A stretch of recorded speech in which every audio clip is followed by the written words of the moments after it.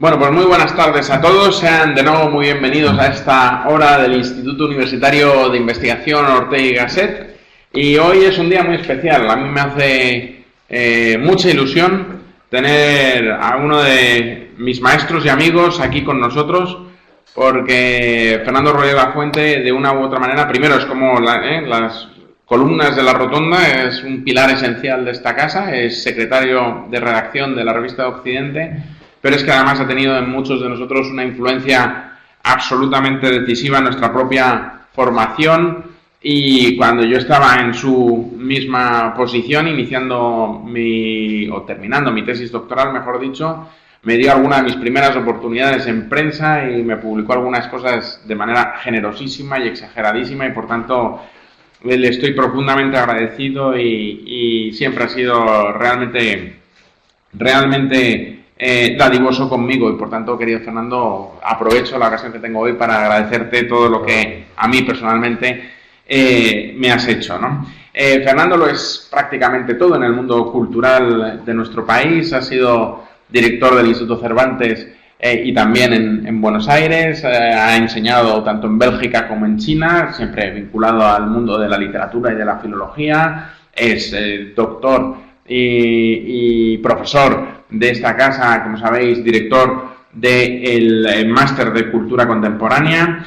Durante más de una década dirigió el Cultural de ABC, seguramente con el del mundo los más distinguidos ahora mismo, y Babel ha tenido, ¿no?, altos y bajos de aquella manera, ¿no?, pero digamos los tres grandes culturales de nuestra vida periodística. Pues él ha dirigido el de ABC durante una década, donde efectivamente ha mantenido una pulsión muy significada, y para todos nosotros ha sido siempre una referencia. Subdirector del mismo diario también durante una playa de años, director general del libro, de archivos y bibliotecas, asesor de la SEGIP, de la Secretaría General de Iberoamérica, pero hoy está aquí, además de por todo lo que sabe de cultura, para hablarnos de una de las facetas que más ha cultivado, que más le gustan. Y esto es muy importante, porque hablar de lo que a uno le gustan, él es muy del Madrid, lo cual demuestra inteligencia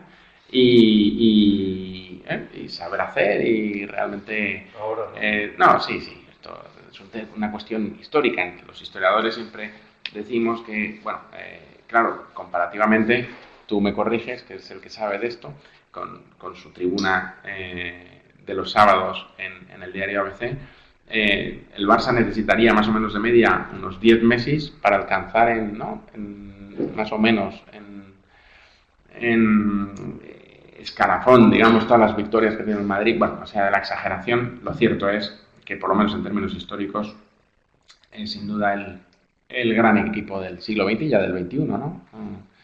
También, o sea, no es pasión de madridista. Bueno, desde luego participa, seguramente lo habéis escuchado, en diversas tertulias radiofónicas, siempre lleno de sentido del humor, y además de literatura, libros, fútbol. También ha escrito numerosísimos trabajos de carácter académico, proyectos de investigación que hemos compartido sobre cine. Sabe muchísimo, como sabéis, del séptimo arte. Y cuando supongo que frecuentáis sus columnas, os recuerda clarísimamente y entronca con esa vieja tradición del articulismo español, que viene de Ramón Pérez de Ayala, de Venceslao Fernández Flórez, de Jarnés, si me apuran, menos simpático desde luego, pero en esa calidad literaria, con Gaziel. Y de ahí, en este final del siglo XX, inicios del XXI, que hemos tenido articulistas de primerísimo nivel, estoy pensando ahora en Umbral, que han dejado páginas memorables de nuestro articulismo. Pues Fernando, desde luego, tiene un lugar destacado en la historia del periodismo español, y por tanto creo que hoy es realmente un momento para disfrutar de esta hora de la Ortega. Ha recibido todo tipo de premios, participa también en diferentes jurados, como el Princesa de Asturias o el premio Francisco Umbral, que se suele dirimir en esta misma fundación, y por tanto, pues, en fin, realmente estamos ansiosos de escucharte, de hablar de uno de tus temas, que es el fútbol, la cultura del fútbol o el fútbol y la cultura. Y querido Fernando, pues cuéntanos. Pues muchas gracias, Antonio, y buenas tardes a todos. Gracias por haber venido, y gracias también a los que están siguiéndonos a través de la pantalla, porque he visto en la redacción de los escritos que hay algunos insensatos amigos que se han apuntado a seguir la charla. Y también agradecerte a ti, Antonio, también la insensatez de invitarme a hablar sobre un asunto como es el fútbol. Luego citaré, lo voy a citar al principio, porque uno de los grandes escritores y cineastas que han escrito páginas absolutamente memorables sobre el fútbol fue el director y escritor y poeta italiano que Paolo Pasolini. Y él, en un momento dado, dice: me habría gustado ser futbolista, entre otras cosas. A mí también. Entre todas las cosas que ha dicho Antonio, yo habría cambiado todas por saltar a jugar en el Bernabéu, ¿no? Pero no llegué. Me retiré pronto cuando me di cuenta que como mucho iba a llegar a equipos que no eran los que pensaba. Pero bueno, esto del fútbol, de todas formas, esto del fútbol y la cultura es una cuestión, parece reciente en España, pero no lo ha sido. Ha tenido una relación desde casi el principio, no casi el principio, pero desde las primeras décadas del siglo XX. El fútbol aparece muy ligado a la literatura y menos al cine, ¿no? El propio Alberti, que escribe uno de sus poemas diciendo: yo nací, perdonadme, con el cine, tiene otro dedicado a uno de los porteros míticos de aquellos años, lo cual parecía una cosa un tanto, no en aquel momento irreverente como podía haber parecido después, pero sí una cosa novedosa, porque además hilaba dos fenómenos que habían surgido en el siglo XX, que iba a ser, como bien dijo uno de los titulares de esta casa, el siglo de la rebelión de las masas, ¿no? Y eran el cine y el fútbol, ¿no? Que los dos además tienen una relación curiosa en esta cuestión de las masas o de la rebelión de las masas, porque los dos son manifestaciones masivas, pero además tienen una relación, como insisto, curiosa con la arquitectura, ¿no? Porque el cine logra crear lo que se llamaron las catedrales laicas, es decir, las grandes salas de exhibición que empiezan en Alemania y en Estados Unidos y aquí en España muy pronto. Si todavía paseáis por la Gran Vía antes del toque de queda, lógicamente, y veis los grandes edificios que fueron cines, ¿no? Que fueron grandes cines, ¿no? El Palacio de la Música, por ejemplo, el Cine Avenida, que está al lado del Palacio de la Música y ahora me parece que es una tienda de ropa, el Cine Callao, que sigue abierto, el Coliseo, el Rialto, esa gran quinta avenida madrileña que era la Gran Vía, mostraba cómo el cine aglutinaba a miles y miles de personas diariamente. Incluso. Y lo mismo ocurre con los estadios de fútbol, empiezan a crearse, comienzan con pequeño número de espectadores, hasta llegar, por ejemplo, a estadios como el de Maracaná en Brasil, que puede albergar más de 100.000 espectadores. El Bernabéu y el Camp Nou, antes de que todo el mundo fuera sentado, también tenían unas entradas máximas de 120.000 espectadores cuando iban unos sentados y otros de pie. Por lo tanto, es una relación que han mantenido desde ese acceso a que podríamos denominar las masas a lo largo del siglo XX. Y como os decía también, y lo veremos ahora más detenidamente, la relación del fútbol con la literatura ha sido muy estrecha. Lo que ocurre es que ha tenido también diferentes altibajos. Por ejemplo, durante la dictadura franquista, el fútbol, lógicamente, casi sustituye a ese dicho del siglo XVIII de pan y toros, ¿no? Que era un poco para dormir al pueblo, dormir a las gentes y que se estuvieran entretenidas y no pensaran en otras cosas, sobre todo en política, pues era casi fútbol y pan y fútbol, ¿no? Y lo que ocurre es que en ese momento, por esa apuesta de la dictadura franquista tan populista, por otra parte, por el fútbol, con esa situación que tiene, por otra parte, un país aislado, un país anómalo dentro del contexto de Europa, de la Europa occidental, surgida después de la Segunda Guerra Mundial, de un país con una dictadura, como os digo, anacrónica, fuera del tiempo, el fútbol, en cambio, sustituye a buena parte de la política exterior que ese país puede hacer. Y se encuentran además con una cuestión que fue francamente sorprendente y asombrosa, y es que un equipo español, a partir de los años 50, a partir del año 56, cuando se crea, y lo crea un periódico francés, L'Équipe crea lo que se llama ahora la Champions, que era la Copa de Europa, y esa creación, que es una creación eminentemente francesa, con apoyo del que entonces era presidente del Real Madrid, Santiago Bernabéu, crean esa Copa de Europa y ocurre que las 5 primeras Copas de Europa las gana un equipo español. En ese momento casi corría un chiste, que no lo era, en España, dentro de los círculos políticos y también antifranquistas, de que ser presidente del Real Madrid era mucho más importante en España que ser ministro de Asuntos Exteriores, ¿no? Porque pensaba que los que verdaderamente hacían política exterior era ese equipo que había ganado 5 Copas de Europa continuas, que no lo ha hecho nadie después, y no creo que ya con la competitividad que haya lo pueda haber, aunque ese mismo equipo en el siglo XXI, como bien decía Antonio López Vega, ha tenido también la suerte, o vete a saber el qué, de ganar tres Champions seguidas. O sea, bueno, debe ser, como dicen algunos hinchas, debe ser que lo lleva en el ADN del equipo. Pero sobre todo yo os quería traer en la revista de Occidente, cuando se celebró el Mundial de 2018, de nefasto recuerdo para la selección española, que algunos lo llaman la roja, porque claro, España venía de ser la campeona mundial de 2010, pero justo en ese año de 2010 casi, bueno, por una cuestión intuitiva o mágica, en la revista de Occidente dedicamos el número doble que hacemos siempre en julio y agosto, lo dedicamos a, como se celebraba el Mundial de Sudáfrica, lo dedicamos al fútbol.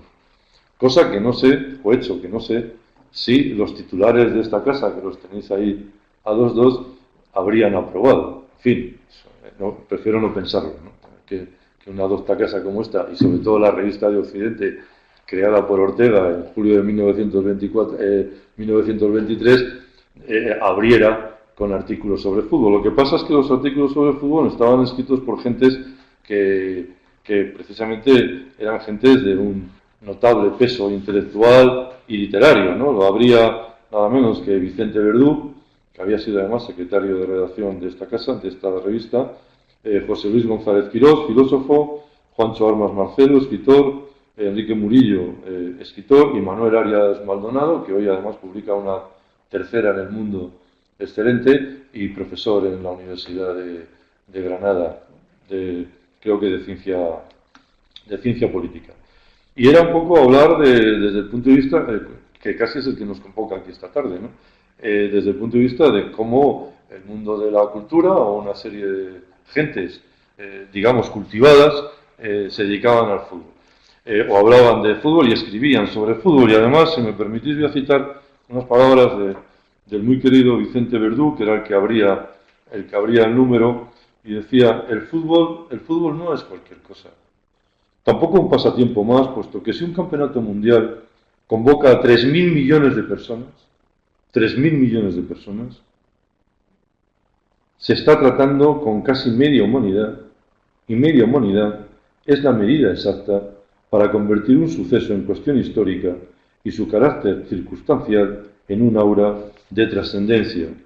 Y destaco, dice, el fútbol moderno cumple con altísima pertinencia 3 condiciones, al menos que le acreditan como representativo no ya de un sector deportivo, sino de una contemporaneidad estrechamente asociada a la realidad y consecuencias de la presente comunicación de masas. Decía, Un primer atributo de este fútbol mundializado es su capacidad para integrar en directo o por televisión la atención de colectividades que de ninguna otra manera se reunirían en estas dimensiones. El fenómeno de la globalización hace tiempo que perdió interés epistemológico, pero ha dejado tras de sí consecuencias tan definitivas como que un joven de Baeza sea competente para opinar sobre varios jugadores del Bayern, o que un ciudadano de Pekín se sienta enaltecido vistiendo camisetas con los nombres de la alineación del Real Madrid o del Chelsea. El fútbol, dice, es patrón. Más que un deporte, es el plus de vida que regala sin remilgos su espectáculo. La segunda condición del fútbol, estrechamente asociada a la primera y a su vez propia de otros deportes, es la sensación de interactividad, a la manera en que ya en casi todos los órdenes se define nuestro mundo. Y terminaba, finalmente, una tercera y muy decisiva condición del fútbol es que nunca se encuentra escrito su desarrollo ni su final. Dice, sí, el fútbol es atractivo y ha crecido en atracción. Y si el fútbol es atractivo y ha crecido en atracción, es porque en su particular desarrollo no hay nada preestablecido, y es rigurosamente cierto. Hay uno de los futbolistas españoles que formó parte de lo que se llamó la quinta del buitre, la quinta de la generación de Butragueño, Mitchell, Sanchís, Martín Vázquez, Mitchell, que era Miguel Pardeza. Es un hombre que hizo una tesis doctoral, precisamente citaba a Antonio los columnistas, sobre uno de los grandes columnistas españoles, que era César González Ruano, y era, yo creo que, de los primeros futbolistas que escribían tesis doctorales, ¿no? La tesis doctoral era espléndida, se publicó además, es un libro desde el punto de vista de la crítica literaria y de la historia del columnismo periodístico español, formidable, exhaustiva, muy bien documentada, y hace poco, yo creo que casi un discípulo suyo publica un libro que se llama La jugada de fútbol, mito y literatura, llama La jugada de todos los tiempos, y que el prólogo precisamente es de Miguel Pardeza, de este jugador, de este futbolista escritor, ¿no? Y si me permitís voy a, unas brevísimas calas sobre lo que nos viene a decir, ¿no? Dice, hablando del libro, dice, ya de entrada nos llama la atención el aparato teórico del que se vale para revestir tanto al jugador de fútbol como al juego mismo.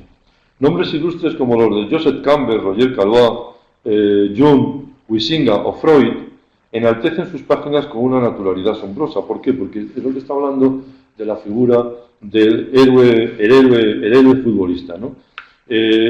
Se apoya en la cultura del mito para darnos la imagen del futbolista considerado como un trasunto del héroe clásico. Y sigue hablando de esta idea del futbolista héroe dentro de la cultura del mito como un trasunto del héroe clásico.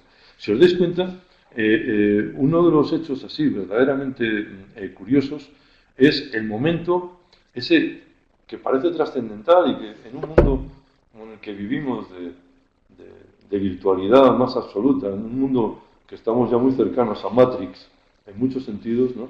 En el que todo es mentira y todo es verdad al mismo tiempo, por lo tanto estamos muy despistados, no hay más que vernos, y además con mascarilla, pero en un mundo tan heterogéneo, ¿no?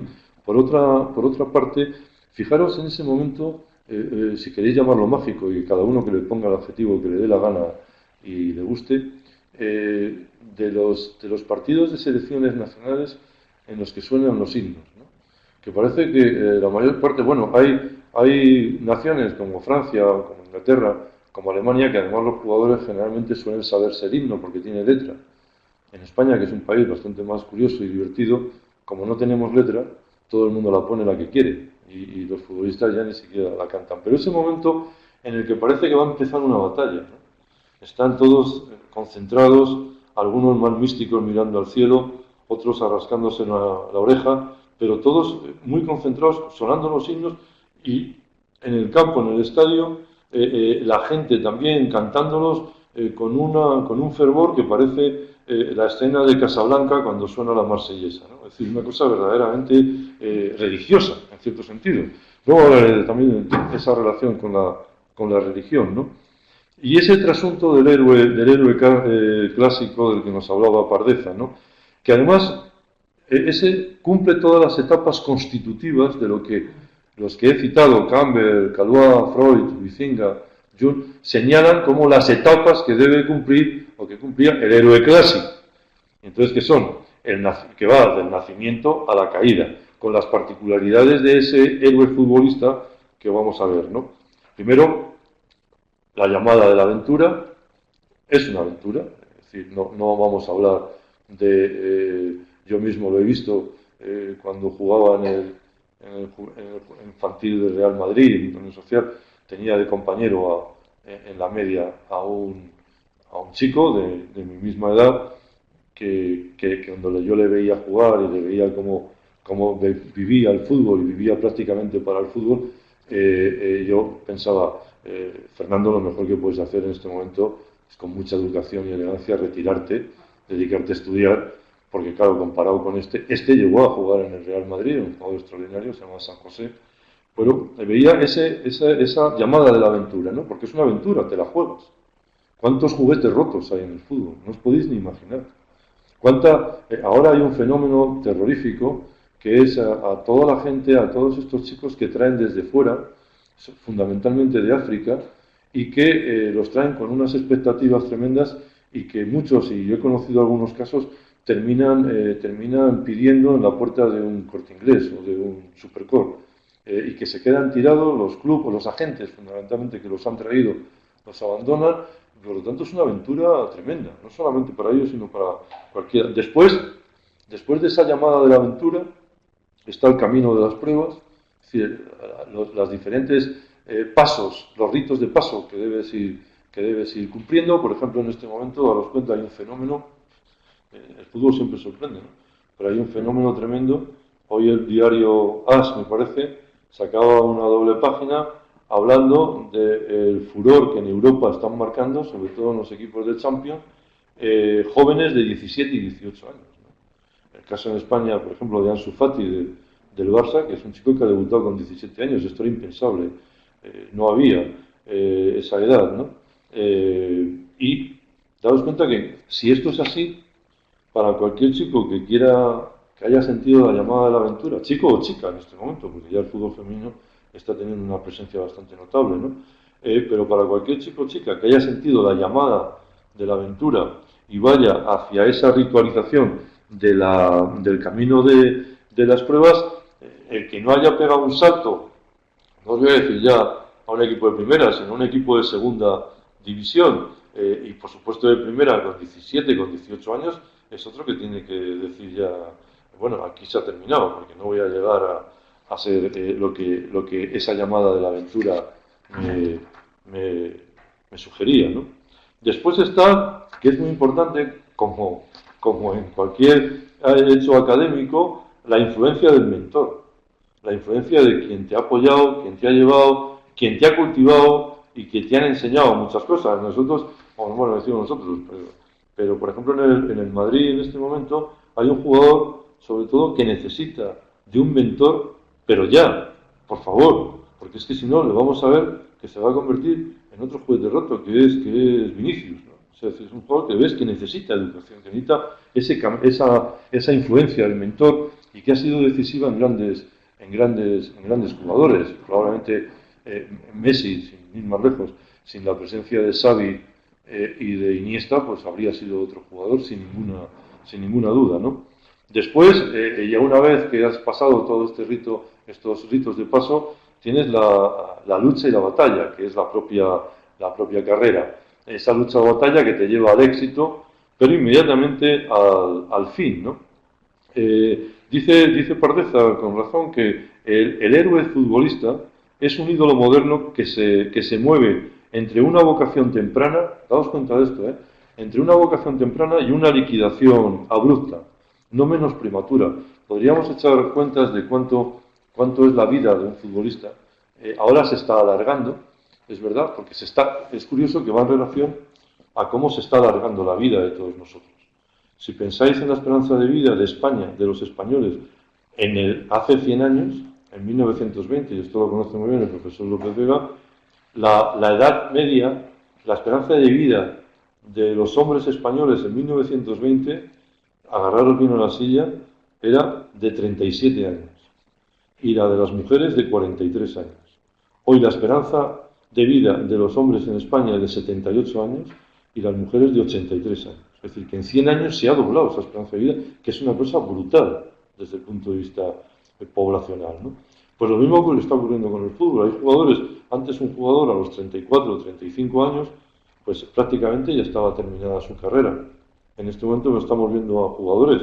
Voy a poner un ejemplo fascinante, que es el sueco Ibrahimovic, que en este momento tiene 39 años y es el máximo goleador de la liga italiana, ¿no? Es decir, o porteros que tienen 40 años, que ha sido también más habitual. Por lo tanto, también es verdad que, como bien dice Paradeza, hay una liquidación abrupta, no menos prematura, ¿no? Es lo que definen como que la vida del futbolista, un futbolista es un destello efímero, ¿no? Un visado con fecha de caducidad, prácticamente, ¿no? También dentro del punto de la simbología, citando a los que os he dicho, hay que pensar que, por ejemplo, referencias, ¿no? Primero que el fútbol, si me apuráis, más que un deporte, es un juego. Y que por eso te gusta jugar. Es decir, es un deporte que requiere que te diviertes jugando, ¿no? Y, entiendes perfectamente, cuando has jugado, la cara de los que se quedan en el banquillo. Claro, no, es que es algo terrorífico, ¿no? Porque tú lo que quieres casi son gente joven, por otra parte, y lo que quieren es jugar, pero jugar en el sentido de jugar. O sea, no de competir, si queréis, ¿no? De entretenerse, de pasárselo bien con el juego. Por otra parte, hay un elemento curioso que es el balón, ¿no? A diferencia del balón de rugby, por ejemplo, o fútbol americano, como se entiende en Estados Unidos, que es un balón redondo, cuya esfericidad es un símbolo de armonía y de perfección del mundo, ¿no? Por lo tanto, el fútbol cumple dos cuestiones, que es la ritualidad, por un lado, como hemos visto, pero también la universalidad, como citaba Vicente Verdú, ¿no? Y Camus, Albert Camus, el Premio Nobel de Literatura, al que voy a citar un poco más, pero empiezo con esta, decía que en la vida, como en el fútbol, uno nunca puede tener la seguridad de por dónde va a venir el balón. Porque es verdad que en la vida, como en el fútbol, la vida nunca está en orden, ¿no? Y en un partido también. El juego, por tanto, pensar en ello, es la representación simbólica de su esencia, ¿no? También hay un artículo formidable del escritor español Javier Marías, gran aficionado al fútbol, que se publicó en El País en 1992 y que lo tituló La recuperación semanal de la infancia. No tengo ni que explicaros el título, ¿no? Prácticamente. Y sabéis que los que vamos al estadio, yo voy desde hace solamente 56 años al Bernabéu, a pesar de mi ya provecta edad, cuando salen los jugadores al campo, y el fútbol hay que verlo en los estadios, bueno, cuando nos dejen, claro, yo todavía sigo viendo, no lo vais a creer, pero me tranquilizó que Javier Marías pensara lo mismo, sintiera lo mismo que yo, como muchos, ¿no? Yo sigo viendo siempre a los jugadores cuando salen mayores que yo. Es decir, mayores que yo en el sentido que dice Javier Marías, que vuelvo a la infancia. Es una cosa mágica, si queréis. O sea, es una cosa ridícula. Os podéis reír, hacéis bien. Pero os lo estoy confesando. Es decir, sigo y hago esfuerzos. O sea, hay jugadores en este momento en el Madrid que les puedo sacar casi 50 años. En fin, que imaginaros, ¿no? Y otros les doblo la edad, vamos, a los más viejos. Pero sigo viéndolos y os voy a contar una anécdota que no había contado muchas veces de esta sensación que es cuando yo me di cuenta, y después de haber leído el artículo de Javier Marías, pero que me di cuenta personalmente, lo viví directamente y no ya en el estadio. Era director general del libro, Archivos y Bibliotecas, como bien ha dicho Antonio, y hubo una visita del presidente de Portugal a España y a Valladolid, curiosamente porque además había una reunión bilateral España-Portugal, pero es que además en Valladolid se jugaba un partido de fútbol de las selecciones España y Portugal. Y entonces, estando en Valladolid, estaba el presidente de Portugal y el rey de España, que quisieron visitar el archivo de Simancas. No sé si algunos sabéis lo que es. El archivo de Simancas es donde se reúnen todos los documentos, fundamentalmente de los reinados de Carlos V y de Felipe II. Si tenéis ocasión de visitarlo, os lo ruego, porque es verdaderamente impresionante. Los documentos que allí están guardados y el archivo en su conjunto y en su forma arquitectónica. Es un viejo castillo del siglo XVI, XVII. Y bueno, y entonces, para hacer tiempo en el fondo, algún asesor, con tan mala suerte para mí, porque era sábado, se le ocurrió la gracia de decir que por qué el presidente de Portugal y el rey de España no visitaban el archivo de Simancas, ¿no? En fin, a mí me sentó, imaginaros, porque estaba en mi casa tranquilamente, me llamaron de la Casa Real y tuve que ir, claro, como director de archivos, tenía que ir a hacer de anfitrión a los presidentes. Bien, vimos el archivo, todo estupendo y tal. Y después, no sé si al mismo asesor o a otro ocurrente también, dijo, hombre, ya que estamos aquí y la selección española está concentrada en el parador de Tordesillas, pues ¿por qué no vamos a visitarla, ¿no?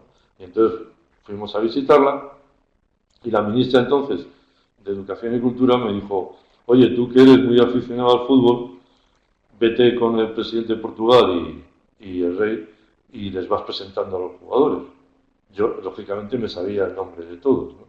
Y iba presentando pues, a Raúl, Real. Además, me marqué el tanto de decirle no solamente quién era, sino a qué equipo pertenecía, ¿no? Fulano de tal, Barcelona, tal, Betis, Balompié y tal. Y ahí es lo que os iba a contar. Y era la primera vez que estaba con futbolistas así, a una distancia mínima, como cuando estás saludando, ¿no? O sea, antes de la mascarilla. Porque hubo un antes de la mascarilla, ¿eh? No olvidaros, ¿eh?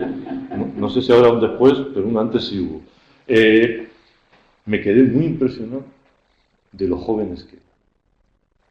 Ahí sí que me di cuenta, ¿no? Es decir, que eran niños prácticamente, ¿no?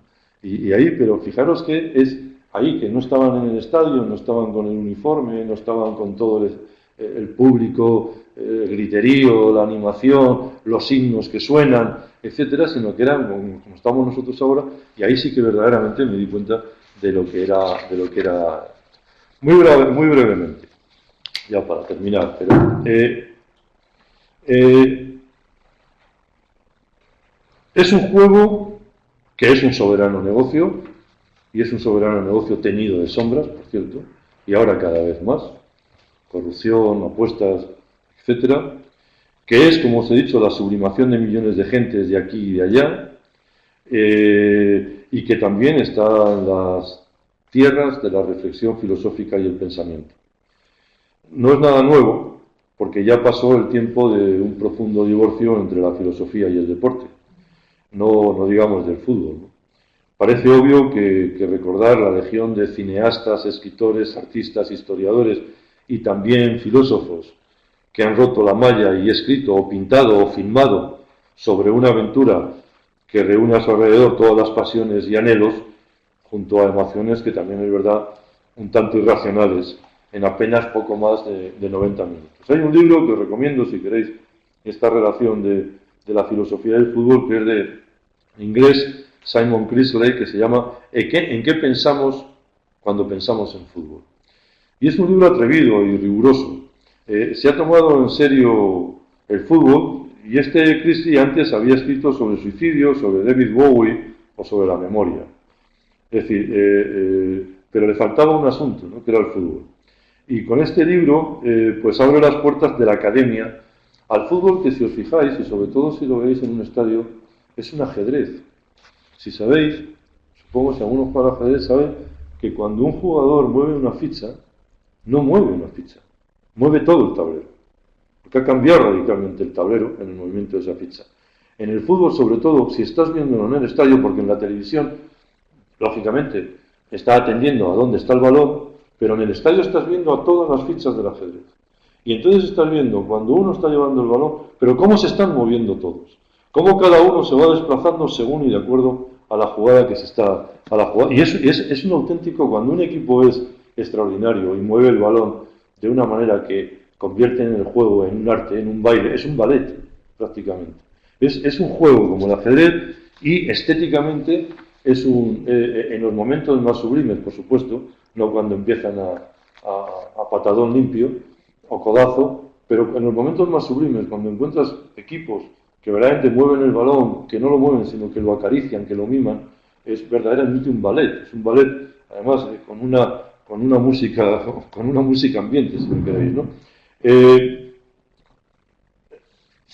el fútbol tenemos que hablar de la sociabilidad, del éxtasis de los sentidos. Damos cuenta que el fútbol, en ese sentido, es muy democrático. Yo, por ejemplo, en el abono que tengo en el Bernabéu, al lado mío es un tipo encantador que se dedica, tiene un negocio de máquinas de expender tabaco en los bares, un hombre que ha hecho dinero así, pero detrás tengo un magistrado. Y a veces cuando, sobre todo, y perdonadme, ¿no? Si hay algún culé, algún barcelonista, pero el último partido que asistimos antes de la pandemia del Bernabéu fue un Madrid-Barça, además, ¿no? Eso que llaman ahora a los cursis un clásico, ¿no?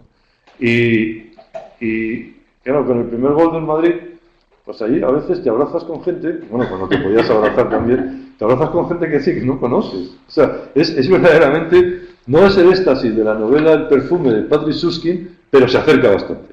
Es un momento de una exaltación verdaderamente tremenda, ¿no? Por eso digo, es el éxtasis de los sentidos, es un teatro de identidades, en su teoría y praxis, es también un modelo de estupidez muchas veces y de inteligencia, de grosería. Yo he escuchado insultos en el fútbol verdaderamente repugnantes y muy desagradables, pero también he escuchado otros muy inteligentes comentarios, de la nostalgia por un tipo de entrenador que se ha ido, de la historicidad.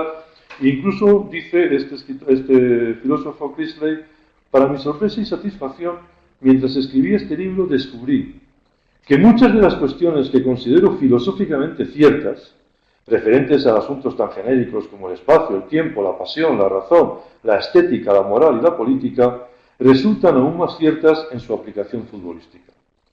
Él dice: el fútbol nos ofrece un acceso privilegiado a un conocimiento permanente sobre lo que significa ser humano en este mundo. Él, que es un hincha declarado y confeso, y supongo que estará contento ahora, del Liverpool, recuerda además una definición de este deporte que dijo Billy Shankly, que fue un mítico entrenador del Liverpool, y dice: se trata de... dice, ¿el fútbol qué es el fútbol? Dice, bueno, mira, majete, el fútbol se trata de controlar el balón y de pasarlo una y otra vez.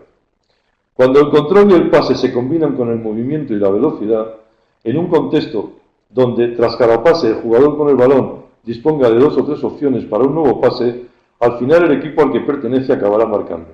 Y el equipo que marque más goles ganará. Dice, mira, es tan fácil como eso. En el fútbol de la cultura, bueno, os he traído una relación, por si queréis estar entretenidos, pero sobre todo voy a contar una de las anécdotas más divertidas que se han producido en esto del fútbol y la cultura. En marzo de 1975, Pierpaolo Pasolini se encontraba rodando la que fue su última película, Saló, o los 120 días de Sodoma. Y cercano al rodaje de Pasolini, su colega, y no precisamente amigo, en ese momento, Bernardo Bertolucci, director de cine, estaba rodando una película que a lo mejor algunos habéis visto, que se llama Novecento. Entonces, en ese momento, alguien, como se llevaban mal, porque después del estreno del último tango en París de Bertolucci, Pasolini había escrito una crítica no muy favorable y Bertolucci se había enfadado bastante con Pasolini, pero alguien trató de mediar y como estaban los rodajes más o menos cerca, decidieron que por qué no jugaban un partido de fútbol Bertolucci contra Pasolini, ¿no? Pasolini era un gran jugador de fútbol, un estupendo jugador de fútbol, extremo izquierda y lateral izquierdo, pero Pasolini en ese momento tenía 54 años.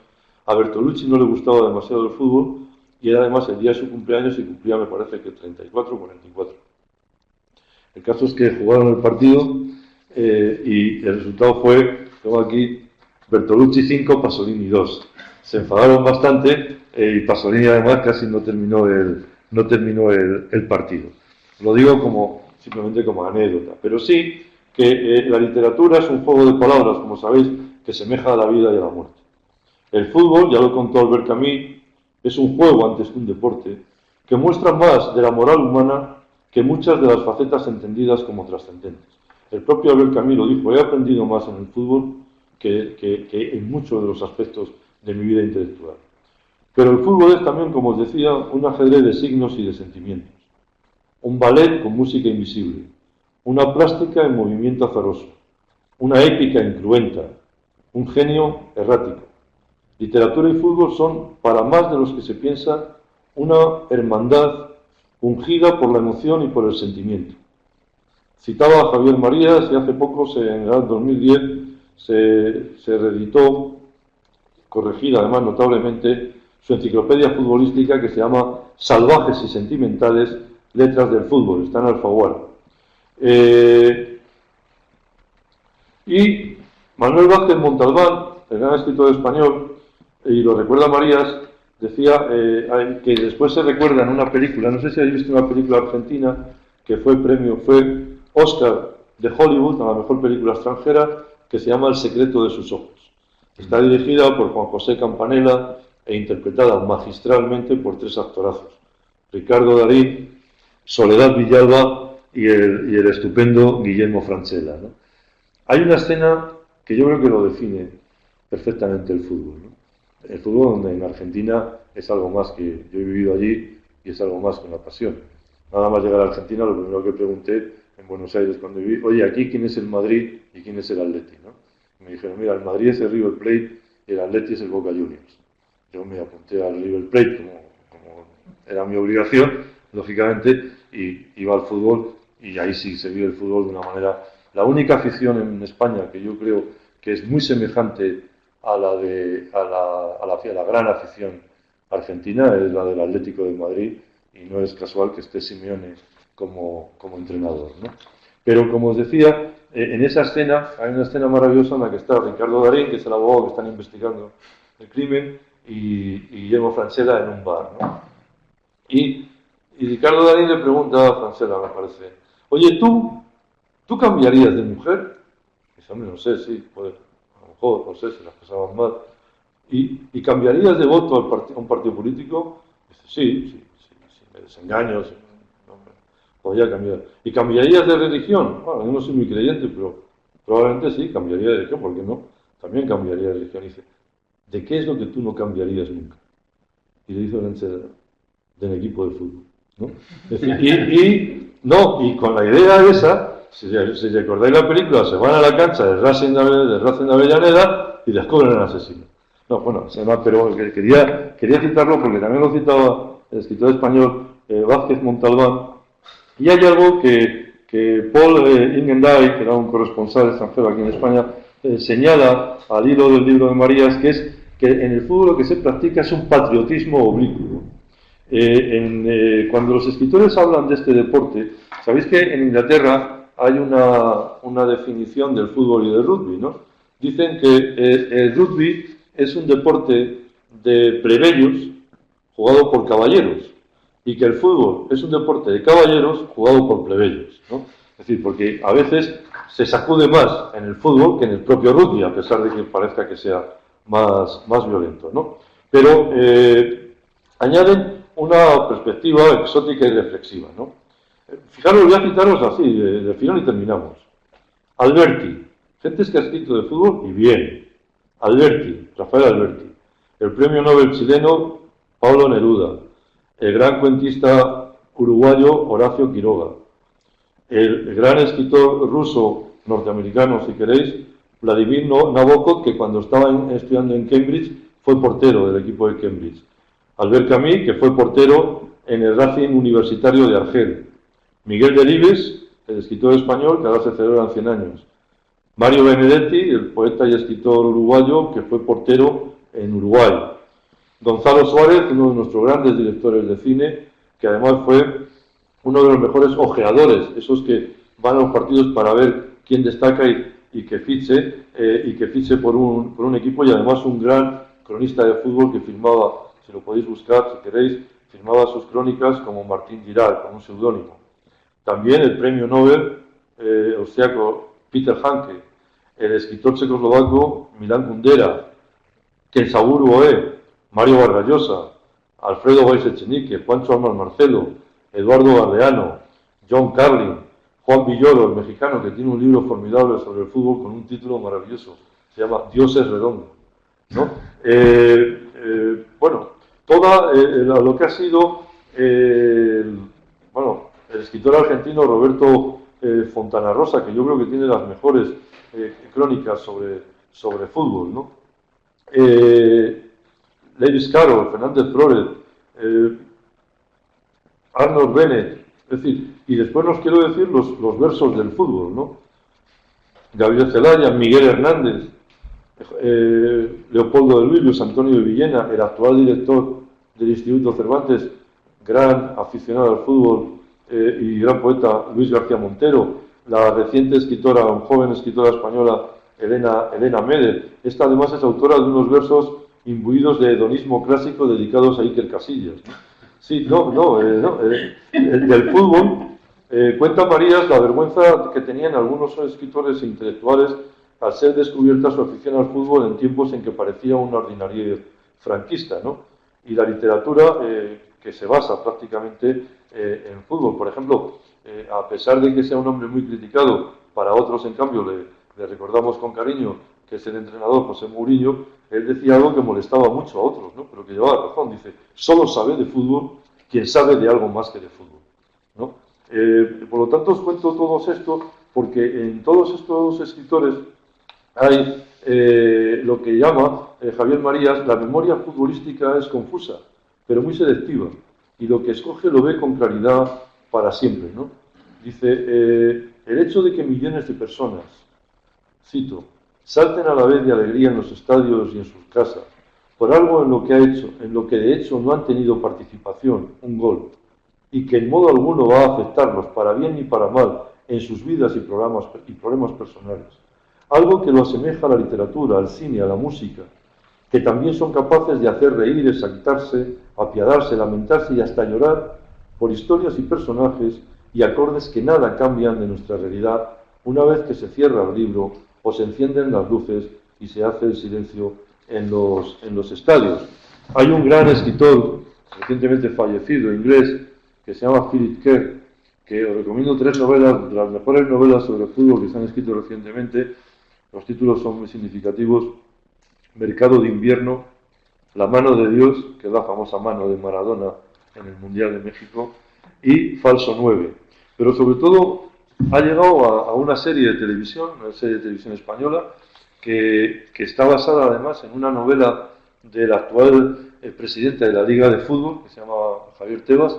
La serie espléndida, se llama Todo por el Juego, trata de un equipo de segunda división que asciende a primera en la capital española de León, y ahí aparecen todos los elementos que están hoy en torno al fútbol.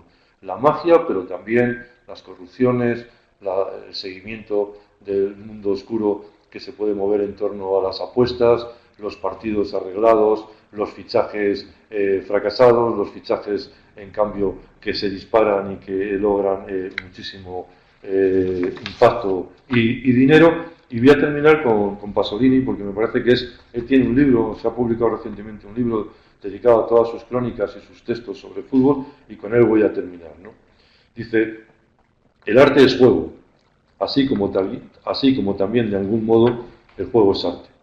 Dice, el fútbol es la última representación sagrada que nos queda en nuestro tiempo. Dice, es un sistema de signos que tiene un auténtico lenguaje. El catenaccio, que era una forma de defensiva, ¿no?, dentro de la liga italiana, dice, el catenaccio y la triangulación del balón es un fútbol de prosa. Se basa en la sintaxis, en el juego colectivo, esto es, en la ejecución razonada del código.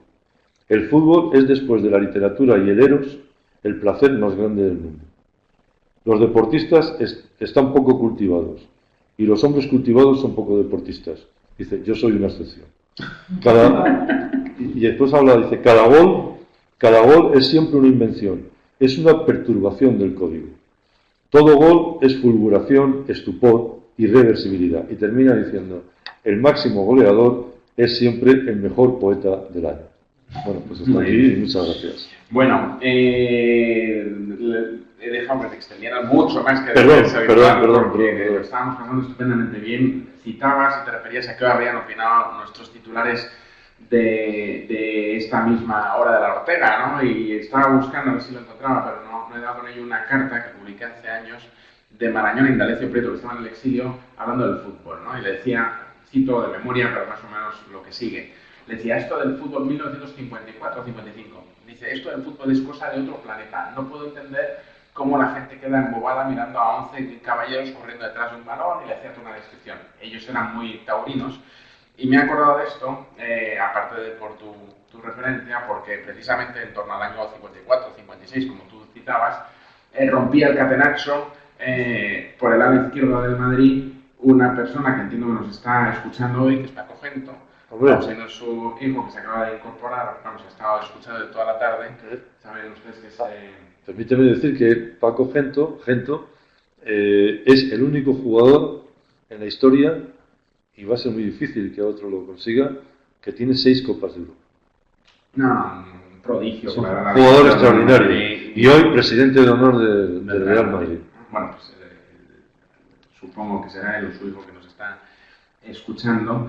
Y me acordaba por esa carta, ¿no? Hay decenas de preguntas imposibles de contestar en los 6 minutos que nos quedan, así que te propongo una cosa y luego con vosotros hacemos, si queréis, un mix, pero para no dejar ninguna, porque procuramos preciarnos de que se contesta todo, hagámoslo a modo de telegrama. Exacto. Francesco pregunta si la locución latina de pan y circo te parece adecuada para expresar la relación del fútbol con la tranquilidad social. Supongo que se refiere también a cómo a veces los tifos y... Pero es que el fútbol es cualquier cosa menos tranquilidad y sobre todo social, ¿no? Es decir, lo que sí ha habido ha sido un cambio muy importante. Yo creo que además es a partir de la gran tragedia del estadio Heysel, me parece que fue en 1985, cuando se producen tantos muertos y tal, y cuando la Premier inglesa cambia radicalmente, termina con esta locura de los hinchas, ¿no? Y cambia radicalmente el estilo de esa pasión. Pero, claro, por otra parte, es muy difícil contenerlo. Yo puedo decir que en la mayor parte de los estadios españoles, vamos, por lo menos en el Bernabéu, en el que yo conozco, se cambió lo que era un grupo violento, como eran los Ultrasur, por lo que podríamos llamar ahora el Orfeón Donostiarra, ¿no? Es un grupo van todos con la camiseta blanca y parecen eso que se llamaba en el teatro, si alguno conocéis el término, la CLA, ¿no? Que casi les pagan la entrada para que aplaudan. Telegráfico, que no quisiera... Venga, sí, perdón. Algunos dicen que hay culturas de derechas y culturas de izquierdas, y cultura de izquierdas. ¿En el fútbol hay fútbol de derechas y fútbol de izquierdas? Si hablamos no de términos políticos, sino de fútbol conservador y fútbol más o menos progresista, sí podríamos hablar, pero no en términos políticos, porque ha habido grandes jugadores de derechas y grandes jugadores de izquierda. Rápidamente cito uno que era maoísta y que jugó en la España de Franco, que era Breitner, un jugador alemán, ¿no? Y que incluso cuando aquí hubo, me parece que cuando la ETA mata a Carrero Blanco, el propio Madrid se cuidó de que Breitner desapareciera de su casa y estuviera en un hotel por si había alguna represalia de la extrema derecha, sabiendo la ideología que él tenía. Es decir, que ha habido jugadores de derechas y izquierdas, y sí se puede hablar de un fútbol progresista y un fútbol conservador. El catenacho. ¿Qué opina de los programas sobre fútbol en los que el formato se parece más a un programa de corazón que al análisis del fútbol? Pues que además está inundando también las tertulias políticas. O sea, que no solamente empezó ese formato con los temas del corazón, sigue a veces en el fútbol y está también a veces en determinadas tertulias políticas. Por lo tanto, lo está inundando todo. Y bueno, ahí lo que cada uno va es a no se va a dialogar, sino que se va a discutir, que son dos cosas muy distintas. Daniel Villegas pregunta: la elevación de la cultura de masas, como se ve en el fútbol, para su mayor acercamiento y facilidad de integrarse en un proceso sin esfuerzo de lo que actualmente decimos consumir, ¿podría ser contraproducente para reconstruir el valor de identidad de un producto cultural? Bueno, el fútbol está tomando una deriva muy peligrosa, ¿no? Os puedo seguir contando con los ejemplos, con ejemplos prácticos, porque si no, el mismo caso del Bernabéu, ¿no? En el Bernabéu en este momento ya se están vendiendo entradas, que es un ticket para el fin de semana, ¿no? Para gente que viene de fuera y que viene al Bernabéu. Es verdad, daros cuenta que la visita al Bernabéu es el segundo lugar más visitado de Madrid por los turistas, inmediatamente después del Museo del Prado. O sea, que eso además es una fuente de dinero notable, ¿no? Pero lo que quiero decir es que se está perdiendo ese aficionado que iba los domingos, que tenía su equipo, para bueno, pues grandes tours turísticos que organizan y que eso le va a permitir a los clubes. Nos estamos resistiendo los abonados antiguos, pero lo tenemos fatal con la renovación del Bernabéu, porque eso va a permitir elevar las entradas, porque hay gente con muchísimo dinero que quiere venir a Barcelona, a Madrid o a Londres a ver un partido de fútbol, aunque no le guste el fútbol o no sea muy seguidor. Pero el espectáculo es porque verdaderamente estadios como el Camp Nou, como el Bernabéu, como pues yo que sé, la Bombonera en Buenos Aires o la Monumental de River son espectáculos ya en sí. O sea, yo a veces en los partidos de Champions, cuando suena el himno de la Champions, ves que todo el estadio está con las lucecitas de las fotos de las cámaras y tal y cual, es una cosa como de ciencia ficción casi, ¿no? Y está sonando los himnos, los jugadores allí, la emoción del partido, y a veces ya después de sonar el himno y tal, a veces al abonado que tengo al lado digo, mira, yo ya con esto ya me voy, porque ya he vivido la emoción con tanta intensidad que ya el partido casi me da lo mismo, ¿no? Y yo creo que mucha gente está yendo ahí y eso se va a fastidiar. Y las cifras absolutamente, iba a decir ridículas, pero prefiero un adjetivo más duro, ¿no? Verdaderamente pornográficas que se están moviendo en torno a fichajes y demás. Eso son grandes peligros para el fútbol tremendos. Marta Torres pregunta sobre la cultura relacionada con el fútbol en relación con los medios de comunicación, porque, y dice, claro, los medios solo dan noticias de los equipos grandes, incluso aunque el equipo líder sea otro. Bueno, si el equipo líder es otro y es de primera división, pues no, dan, como está pasando ahora mismo con la Real Sociedad, ¿no? que va primero y se da. Ahora, si es verdad que, tanto por citar, diarios deportivos de Madrid y Barcelona, lógicamente tienen páginas dedicadas todos los días al Madrid y al Barça y al Atlético de Madrid en el caso de Madrid y después a otros equipos, ¿no? Eso es verdad, y la prensa local también lo tiene. Ha habido una innovación en el diario AS ahora, y es que coloca y hace noticia y ampliada de los partidos de Segunda B. Y eso es muy importante porque es un fútbol más modesto, pero que mueve también a mucha gente y sobre todo mueve la ilusión de muchos sitios y de localidades pequeñas, ¿no? Donde todavía el fútbol no es ese macro fútbol, sino que es ese de irse a ver el fútbol y tomarse una cerveza después y comentar el partido, etc. Pregunta importante. La violencia en el fútbol convierte al fútbol a veces en un espectáculo grotesco, sí, poco educativo y poco recomendable para la juventud. Sí. ¿Es el fútbol un deporte o es un medio de herramienta de excusa para expresar odio? No, bueno, el odio, como estamos viendo, se expresa de muchas maneras, no solo con el fútbol, ¿no? Lo que sí es peligroso, y os lo digo por si bueno, todos podemos hacer algo, es algo que he visto en algún partido que he ido a ver a lo mejor a algún sobrino mío jugar, ¿no? Y es esa paranoia, por decirlo tranquilamente, de ciertos padres. Yo he visto llegar a pegarse a padres en el fútbol, ¿no? No los chicos, que los chicos estaban jugando y tal, los padres, ¿no? Y esa violencia es una violencia verdaderamente desastrosa, porque el fútbol tiene mucho de educación, sobre todo porque es un juego de equipo, ¿no? Y ahí es donde se ve la solidaridad y la ayuda entre los demás, ¿no? Lo que pasa es que los grandes equipos, como Madrid, Barcelona, Chelsea, Bayern, Juventus, son 11 egos en el fútbol, ¿no? Esto es tremendo, ¿no? Daos cuenta que un equipo como el Madrid o el Barça, los que salen al campo son los titulares, son 11 empresas. 11 empresas, ellos mismos son una empresa que mueven a cantidad de gente alrededor, que es lo que llaman ahora el entorno, ¿no? El entorno de Ramos, el entorno de Messi. Bueno, son gente que Neymar lleva 5 tíos para que le entretengan, sencillamente, oye, venga, diviérteme. O sea, es decir, esto sí que es verdaderamente un fenómeno verdaderamente, bueno, muy actual, ¿no? Pero en cuanto a la violencia del fútbol, yo creo que ha ido desapareciendo bastante y que se está quedando. Y por otra parte hay que pensar que siempre son unos pocos y que un estadio está lleno de 70.000 personas. En fin, y son que sería un poco, a veces, pues hemos visto algunas manifestaciones ahora estos días con la pandemia y tal, y bueno, la mayor parte de la gente no puedes juzgar ese deporte, aunque ha tenido momentos muy violentos que yo creo que entre todos se han ido erradicando, ¿no? Se han hecho campañas muy importantes y después la educación y la instrucción de la gente que va es cada vez mayor. Bueno, terminemos con un brindis al sol que hacen un par de intervinientes.